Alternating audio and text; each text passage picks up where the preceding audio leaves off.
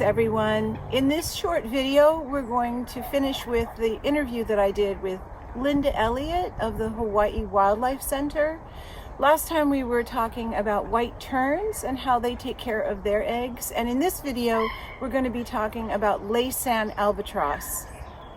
Both of these species of birds are seabirds that are found in Hawaii, and they're featured in our Seabird egg book. This book is part of the Ocean Book series by the Kulanai'a Foundation, and these early readers are designed not only to help children learn how to read, but also to provide engaging and interesting information about the marine environment.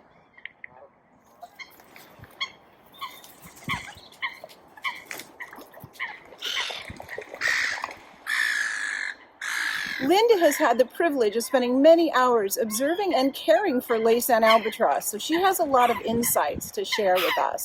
Also, I have an exciting announcement, so stay to the end of the video and I'll share that with you.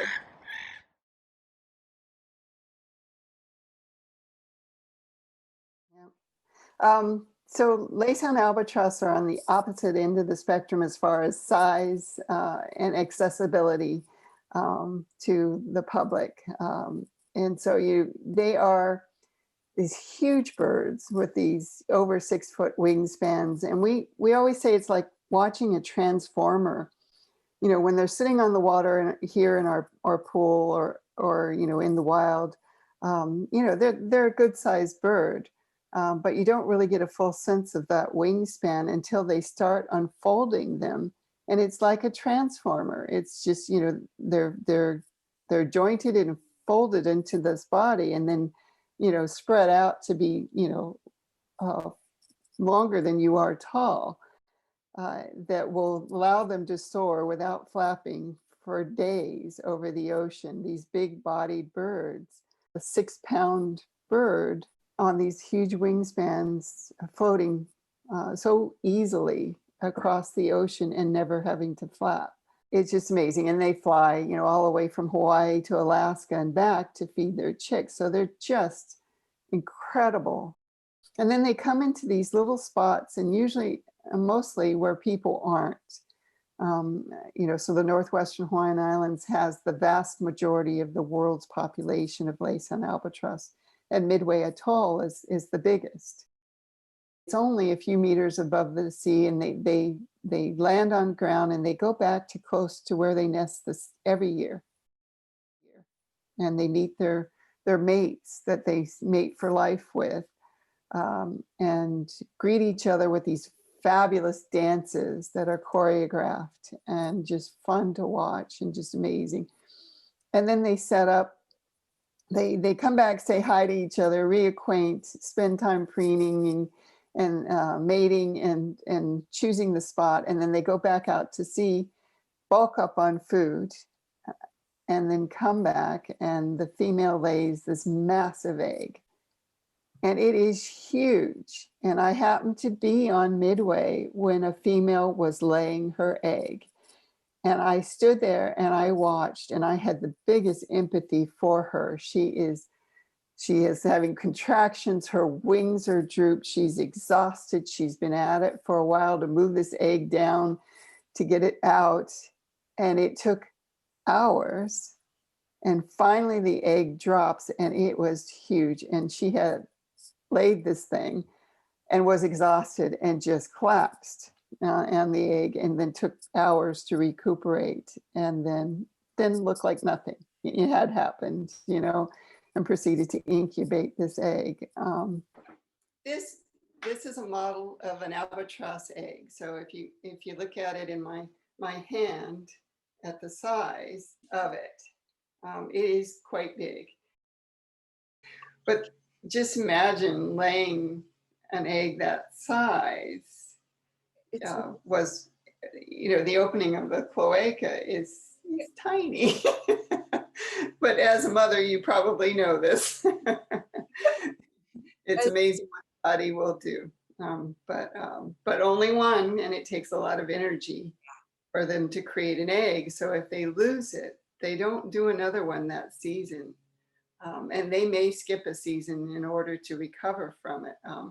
wisdom has been followed, and they know she's got to be 70 years old. And she has laid an egg every year for the last several years at her age and raised a chick. So I think she's phenomenal. Yeah. She hasn't taken a break, and she's been doing this a very long time. You know, the parents are excellent. They incubate them and they go into a meditative state and they don't move. They sit there in the heat of the day, through rainstorms, through windstorms, through hurricanes, tsunamis, and do not give up on their egg. One is out at sea fishing and then comes back, and the parent that's on the egg is kind of reticent to leave. They're so committed to being there and incubating. The one coming back kind of has to nudge the other one off and get it out of that mentality and that meditation and move so that they will go back out and feed. And so it's a process of preening and moving and pushing and then taking over that incubation. So it's that egg just gets this tender loving care that it depends on for that length of time. And what has happened in the past on the Northwestern Hawaiian Islands in particular is because these are atolls that are, you know, just meters above the ocean level. They can experience rainstorms that come through, and flooding can happen, and that could kill an egg if it's not in a good drainage area. Sea storms can cause surf to come up on shore and inundate nests. And so that can happen on a regular basis. We've had hurricanes come through and directly hit and cause the storm surge that inundates and washes the eggs away, washes the adults inland. And then with sea level rise, these storms can be worse. And one of the storms actually took out an entire nesting population, wiped the sand spit out in the Northwestern Hawaiian Islands, and it's lost. And it had been there for generations, for hundreds of thousands of years, and now it's gone. So where do those birds go to nest now? That happens. And then a tsunami, the Japanese earthquake that hit Fukushima, also sent a tsunami over that inundated the islands and washed away nests. And at that time, there were chicks. And the biologists on islands, at least 10,000 were lost, the chicks. And some adults were trapped in the debris. And they went out trying to rescue and unbury these chicks and adults, and then, but they've been moved from their nest site, and when the parents come back, they go right back to the nest site, and if the chicks aren't there, they don't know where they are to feed them. And so that's the hazards of the eggs. And one of the concerns is with sea level rise is that, you know, the world's population is on these low-lying atolls, that's precarious. And so there's a real effort to get them back on the main islands, the high islands. And so the first ever fenced refuge was created on Oahu at KNF Point. And it's researchers have done studies. A PhD student did her study on that colony and was instrumental in that predator-proof fence going in. And so now they're doing really well, and now they're attracting not only lace-hound albatross, but black-footed albatross and shearwaters and petrels to that area. And so there's a second area on Oahu that is now fenced at James Campbell, and they did a translocation of black-footed albatross and lace-end chicks. So they took them from the Northwestern Hawaiian Islands, where they were in these inundation zones where they were at risk of being lost to sea level, and move them to this safe area. And the belief is that they'll be imprinted there, and they'll come back in 5 to 7 years and nest there. But they're also attracting other adults like these that have been displaced to these high islands. And Kauai now has a fenced off area but they also are living in Princeville in people's backyards. And they're helping protect them in their own backyards. And they're looking at doing fenced-in areas on Molokai and on Maui, and hopefully on the Big Island here, so that they can be on high islands. And when we do lose the Northwestern, we won't lose all of those species. So those are huge challenges. But Laytown albatross are just amazing. They're awe-inspiring.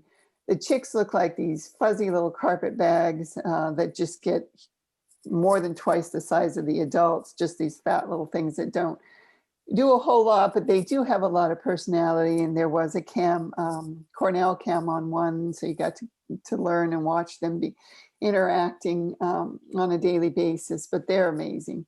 And then the adults are just so beautiful. They have the airbrushed colorings across their eyes and face, and their personalities with each other. Each one has an individual personality, and how they interact with their mates is just amazingly to see. But having them in care here at the Wildlife Hospital, we're always in awe of them, but you can tell that they are very instinctual. They know they belong in the ocean, and they tolerate their presence here, but as soon as they're healthy, they are ready to be free and on the wing. And so we're looking forward to releasing our current patient here any day. She's out sitting, he is out sitting on the pool right now. We're hoping that that he or she didn't have a chick this year, and that she's not being missing out on caring for and feeding that chick, because they don't do well with one parent lost. And the reason we have this one in care is that it was found on Oahu in an area that doesn't have a predator-proof fence, and it had wing punctures that are likely to have been a dog. And so fortunately didn't break anything, didn't damage any tendons or integral to flight. So a few stitches and some antibiotics and recovery time, and now he or she is ready to go back out and join the wild. And we're getting really exciting about that event, because we'll be putting her on the open ocean and watching her do her runway and fly and start soaring. And that's just going to be the best moment ever. And she's going to be banded, so we hope that at some future date we will hear where she ends up and know that we were part of that. So pretty excited that, you know, this one will be having a family in the future, laying eggs or incubating eggs and feeding these amazing chicks until they're ready to fledge as well. Oh, I'm so excited about the egg book. I can't wait for it to come out. I think eggs are so amazing. In the meantime, I have mine that adorn my desk. So I'm never far from them. So we're thrilled to announce that the Seabird Egg Book is done, and you can order it on Amazon. All proceeds will go to costs for developing more of the ocean books for children. You can stay up to date with our project by subscribing to this YouTube channel, and you can support our project by becoming a patron, joining the Patreon site, and the link is below. Thanks so much. Take care.